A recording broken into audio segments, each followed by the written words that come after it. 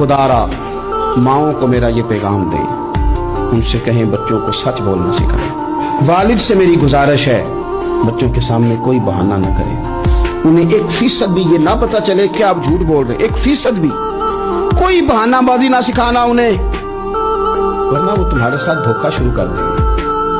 वो कॉलेज नहीं जाएंगे पर तुम्हें कहेंगे मैं गया था, वो स्कूल नहीं जाएंगे और तुम्हें कहेंगे मैं गया, तुम्हारे साथ धोखा करेंगे। वो तुम्हारी दौलत गलत जगह इस्तेमाल करेंगे। उनके सामने कोई झूठ ना बोलना, कोई बहाना ना करना, वरना तुम्हें पता ही नहीं चलेगा माहौल कितना खराब हो गया। अदम एतमाद घरों में, खानदानों में आएगा, तबाही उतर जाएगी। खबरदार, बच्चों के सामने कभी भी उन्हें सच की आदत डालें।